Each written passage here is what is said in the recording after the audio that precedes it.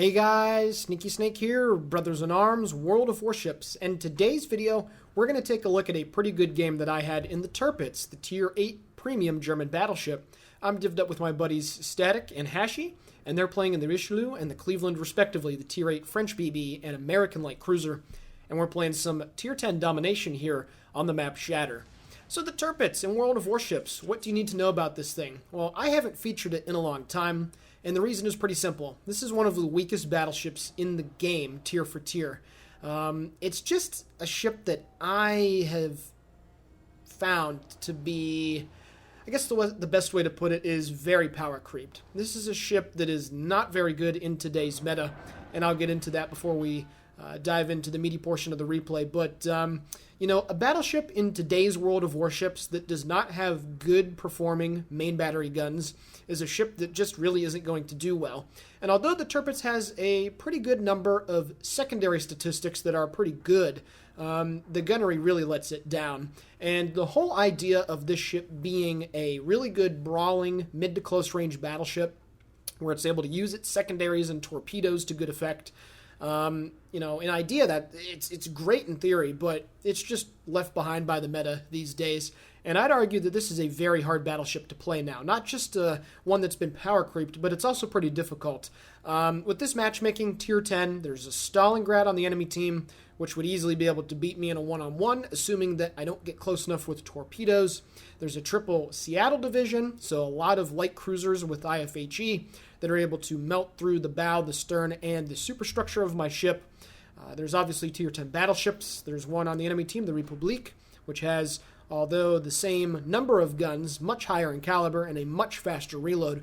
Point is, there's just a lot of ships that have really power creeped the Tirpitz, and the one saving grace that it does have is the torpedoes.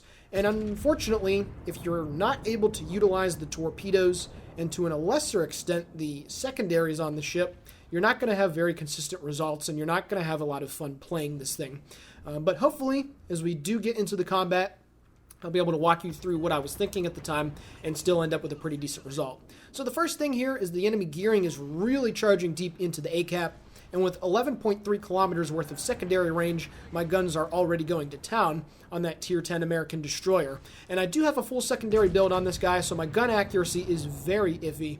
However, like I mentioned, 11.3 kilometer range on the secondaries, and they are pretty accurate as well. As we all know, the manual control for the secondaries captain skill buffs the accuracy of them by 60% on ships that I think are tier 7 and higher. It might be tier 8, but regardless, it is a secondary platform that is one of the best in the game, just because of the sheer amount of firepower that the ship is able to bring. And of course, the Bismarck has very good secondaries. French battleships at the high tier also have pretty good secondaries, but the Tirpitz's secondaries are still nothing to scoff at if you do get within range. You can see that also another enemy Tirpitz is moving in.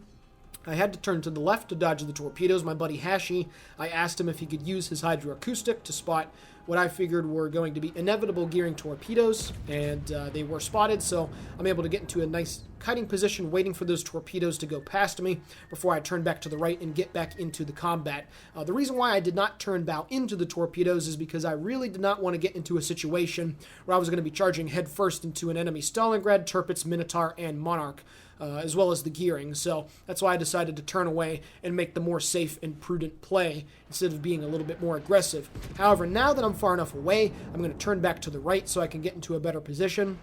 And hopefully I'm going to be able to get within secondary range of this enemy Tirpitz, so then I can start getting some good shells going downrange from the starboard side of my ship. Now you can see that my buddy Static has actually pushed up quite a bit as he's now finally turning back around, but this is a good situation to be in. I'm able to utilize all of my firepower on the enemy Tirpitz, and at about 10.5 kilometers, while the gun accuracy is still pretty bad, if you do get decent RNG, you're still going to have some relatively okay salvos, about 7,000 right there with 3 out of 8 shells hit, but you can see that the secondaries are now going to town on that German behemoth. Now to be fair, I am providing way too much broadside here. I was caught napping a little bit. I wasn't sure if the Tirpitz was going to shoot at Static or myself, so I eat a lot of unnecessary damage, about 15,000 right there from that guy. However, in return with the reload, I'm going to get the next salvo off, and as the shells go down range, I get very good dispersion, and I dunk him for 16,400 damage, so very good RNG right there. That is a salvo with a non-citadel that you could probably expect to be about the max kind of damage that you're going to be able to do with the Tirpitz. They're only 15-inch guns at the end of the day, so there is quite a limit on the amount of alpha strike that you can get with them. But nevertheless, I still had a few good salvos into that guy. I also set him on fire a couple times with my secondaries. I'm up to 52,000 points of damage. That enemy Tirpitz is burning. He does go undetected, but hopefully I'll be able to burn him down here as that fire continues to tick. Now, this is the main point of the replay. I have another chance to get within secondary range of not only a Stalingrad, but an enemy Monarch. However, as I come around the corner, I decide to turn away to port. And the reason why I do this is simple. You can also see an enemy Iowa that's located in Charlie 1. If I were to charge down a Monarch and a Stalingrad, both of them would be spamming their high explosive shells at me to try and wreck the amount of secondaries that would be able to reply to them.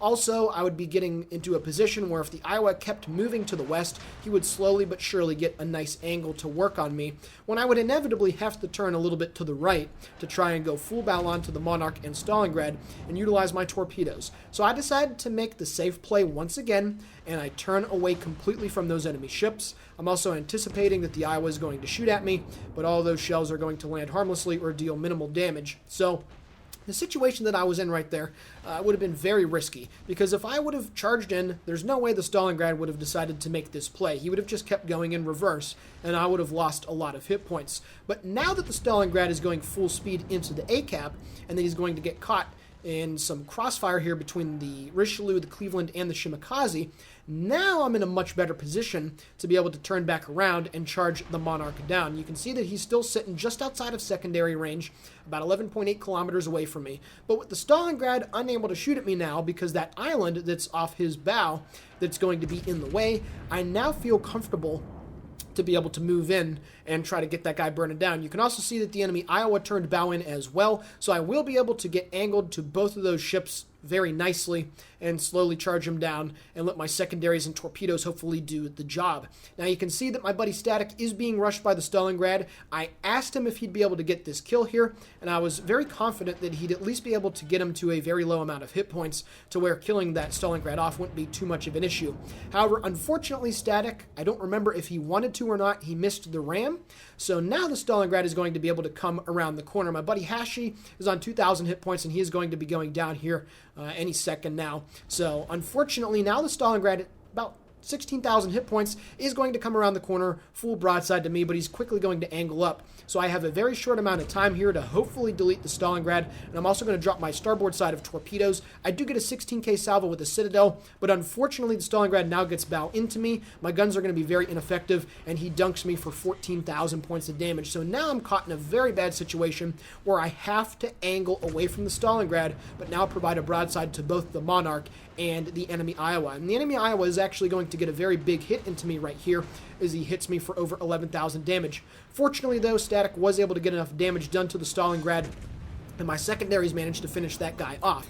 However, now the enemy Monarch is completely worried about Static potentially going in for the ram. So this is my time to completely charge down the enemy Iowa and try to deal with him with my port side of torpedoes. The enemy Monarch had to turn hard to the right to try and get away from Static's attempt at the ram. So I have a very short amount of time here where I'm able to charge down the Iowa and only get shot at from the front. He shoots into my superstructure and deals 6,400 damage, but now he's actually running into the map border. And of course, when you run into the map border these days, your speed is significantly curtailed because you lose engine power. So this guy is a sitting duck, and I could potentially drop my torpedoes, but I want to get to that extremely guaranteed range where there's no way that I can miss. Unfortunately, though, the Monarch does come around the corner, but he makes a very big mistake, and he shoots IFHE, or not IFHE, he shoots his HE shells at me on the broadside. So I'm going to make these guys pay for the error of his ways. I'm going to get my forward gun shooting just underneath the middle part of the Iowa, dump 30k into him,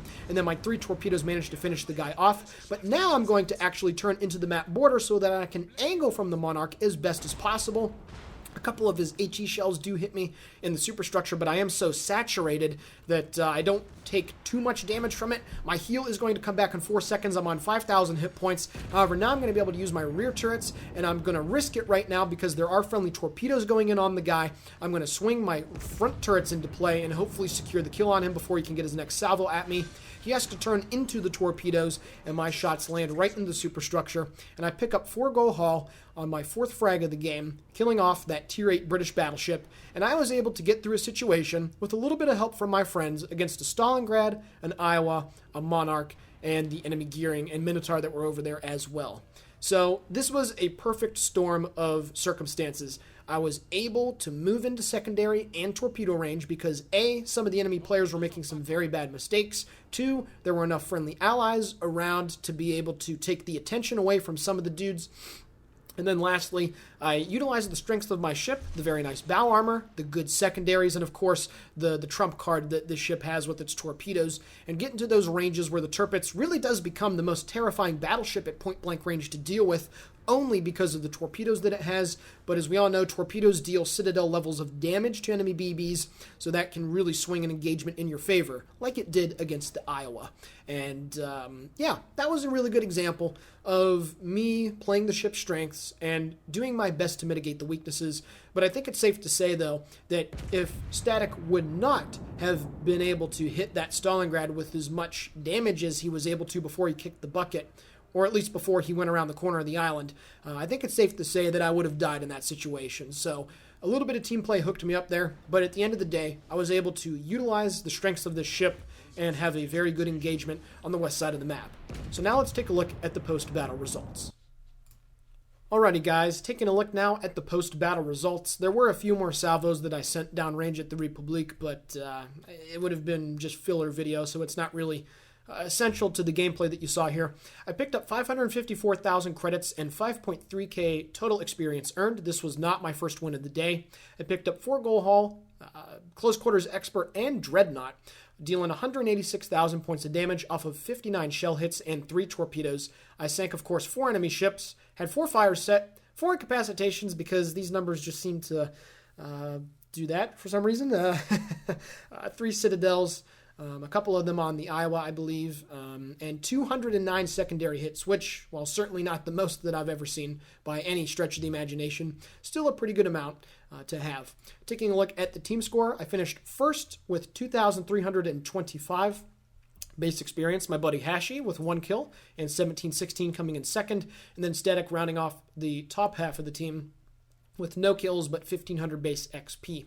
Taking a look at the detailed report, 123,000 damage dealt with the main battery, 23,000 damage dealt with the torpedoes. However, this is where the secondary and the fires come into play. 16,000 with the secondaries and a further 23,000 dealt with the fires. Something that I did neglect to mention is that you can throw IFHE on your German or French, for that matter, secondary builds, and they're still able to reach out past 11 kilometers and deal really large amounts of damage.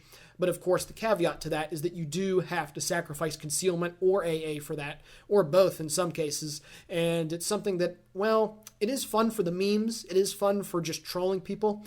But if you're looking to seriously play German battleships in particular, it's something that I would not recommend because I think that there are other good perks out there. But regardless of that, I hope you guys enjoyed this replay, and I can potentially do a good job of showcasing what the Tirpitz is good at in very specific situations. But there's a reason why this thing is known as the Tirpitz, because a lot of new players buy it, and it's very unforgiving. So with that being said, this is the Snake Boy for BIA World of Warships signing off. I hope you guys enjoyed this video. Please consider giving it a comment, liking it, sharing it with your friends. We appreciate all of the support that you give our channel, and have a fantastic day.